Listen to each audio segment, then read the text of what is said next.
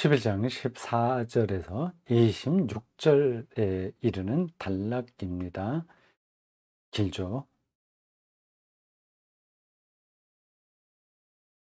15절입니다. 그중에 더러는 말하기를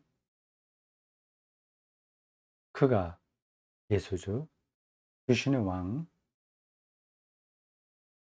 바알세불을 힘입어 귀신을 쫓아낸다 하고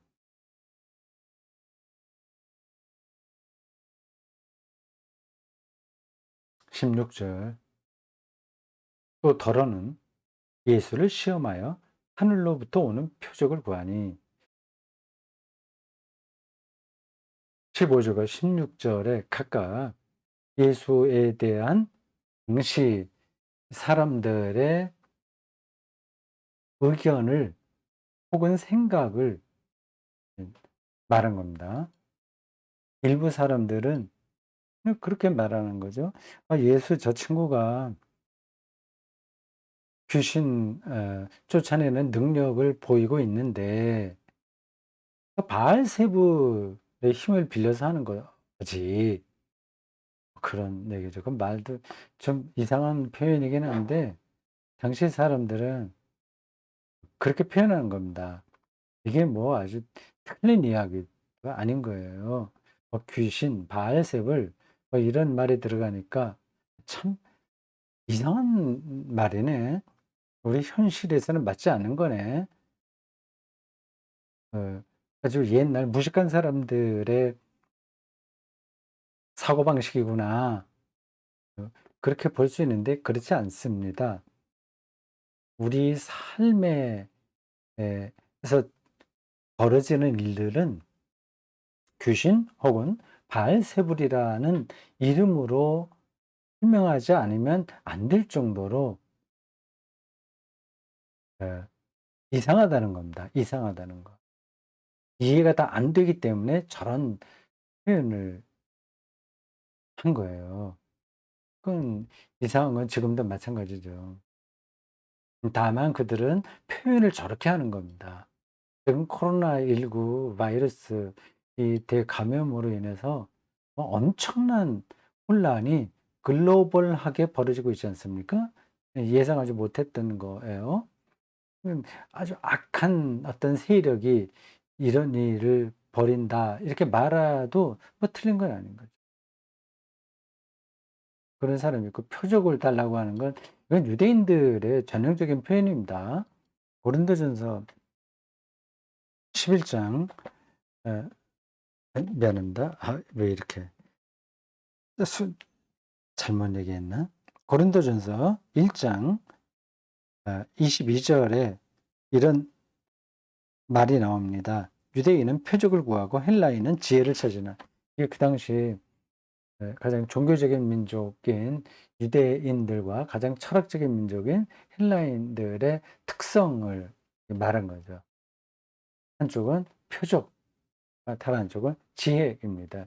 이 두 가지가 사실은 우리 개인도 그렇고 사회도 그렇고 인간 삶에서 핵심적으로 중요한 겁니다. 표적이요. 이거 꼭 기적만 이야기할 필요는 없어요. 기적을 포함해서 아주 특별한 사건들을 가리키는 거죠. 완전히 뭐예요? 승자처럼 살아가던 사람이 도저히 회복될 수 없는 그런 상황에서 어 개과천선한다고 할까? 새로워지는 일들도 일어나잖아요. 그게 인제 표적이죠. 뭐 만나가 떨어지고 홍해가 갈라지고 죽은 자가 살아나고 하는 그런 것들만이 아니라 우리가 예상하지 못했던 상황에서 벌어지는 놀라운 일들 그게 다 표적입니다. 우리 삶에 필요하잖아요. 그 지혜도 당연히 필요하고요. 인제 예수님에 대해서 한쪽에서는 바알세불을 힘입어 귀신을 쫓아낸다. 특별한 사건들을 벌이긴 하는데 저거는 바알세불의 힘이다. 그렇게 말을 생각하는 사람이 있었고 표적을 구해 달라 구하는 사람이 있었습니다. "아 당신에게 보니 표적이 많은데 그래 더 보여줘 봐." 뭐 이런 얘기죠. "그 증명해 봐." 그런 얘기입니다. 17절 예수께서 그들의 생각을 아시고 이르시되 스스로 분쟁하는 나라마다 황폐하여지며 스스로 분쟁하는 집이 무너지느니라.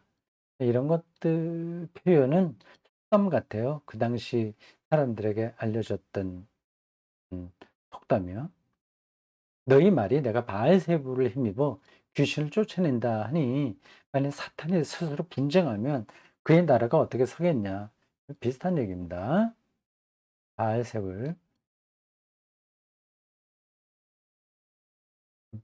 귀신의 왕 바알세불을 통해서 이런 일을 한다고 당신들이 얘기하는데 그러면 그 스스로 사탄의 세계가 내전이 벌어지는 건데 뭐 그렇게 하면 그 사탄의 나라가 올바로 서겠냐 하는 겁니다. 아주 뭐 그래 간단한 논리인데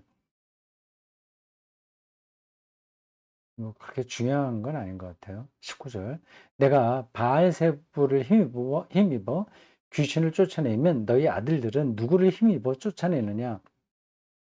당시에 그렇게 축기 능력을 보이는 사람들이 제법 있었던 것 같습니다. 근데 그런 일들이 여기저기 많이 벌어지고 있는데 내가 예수가 바알세불을 힘입어 한다면 그럼 다른 사람들은 뭐 바알세불을 예수가 거기에 붙어 있으니까 없는 거죠. 이게 말이 되냐? 이게 말이 좀 논리적으로 얘기를 해라. 그런 뜻입니다. 그러므로 그들이 너희 재판관이 되리라. 뭐 이건 넘어가겠습니다. 20절. 그러나 내가 만일 하나님의 손을 힘입어 귀신을 쫓아낸다면 하나님의 나라가 이미 너희에게 임하였느니라. 주제를 좀 다시 다른 쪽으로 돌리는 거예요. 바알세불의 능력이 아니라 하나님 나라의 능력. 이걸 에, 이쪽으로 이제 사람들의 관심을 돌리는 겁니다. 이게 핵심인 거죠. 이 바알세불, 귀신 그러한 것으로 볼 수밖에 없는 일들이 세상에 벌어지긴 해요.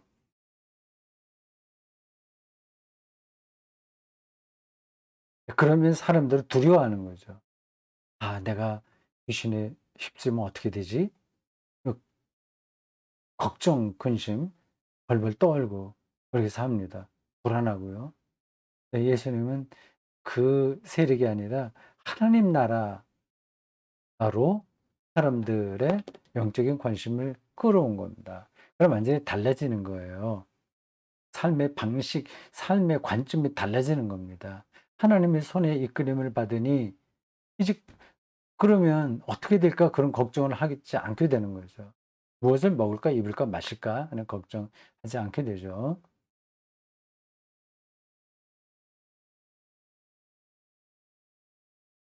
21절 강한 자가 무장을 하고 자기 집을 지킬 때에는 그 소유가 안전하되 이것도 속담 같아요, 제가 보기에는. 22절 더 강한 자가 와서 그를 굴복시킬 때에는 그가 믿던 무장을 빼앗고 그의 재물을 나누느니라. 음. 예, 귀신들은 약한 세력이죠. 하나님 나라가 우리에게 임했다는 사실을 알게 되면 음 이런 '바알세불이다. 귀신이다.' 하는 그런 것에 좌우되지 않는다는 겁니다. 예. 어둠이 아무리 극성스러워도 아침 햇살이 살짝 뜨기만 하면 다 물러가죠. 집안이 아무리 깜깜해도 캄캄해도 밤에 촛불 하나만 켜면 환해지는 것처럼 하나님 나라가 우리의 삶에 빛으로 임하면 다른 것들은 저절로 없어지게 되는 겁니다. 그 이 왜 이렇게 어두워? 어때? 이게 바알세불의 힘이야? 귀신이야? 뭐 어떻게 누가 더 이거를 빨리 내쫓을 수 있을까? 문제 해결할 수 있을까? 그런 그러한 계산을 아예 할 필요가 없는 거죠. 빛이 들어오기만 하면 모든 어두움은 물러가니까요. 하나님 나라가 여기서 핵심인 겁니다. 생명의 나라예요. 하나님의 통치예요. 사랑과 안식과 평화의 힘이죠. 우리가 그거를 생산해 낼 수는 없으나 거기에 기대해 있을 수는 있습니다.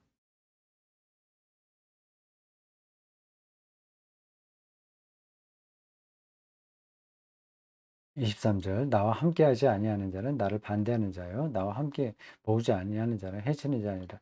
이건 뭐 좀 여기 전체 맥락에서 어울리진 않은데 이 구절이 여기 필요하다고 해서 누가복음 기자가 여기 배치한 것 같습니다. 저는 그냥 지나가도 될 것 같아요. 뭐 굳이 제가 설명하지 않겠습니다. 여기까지입니다.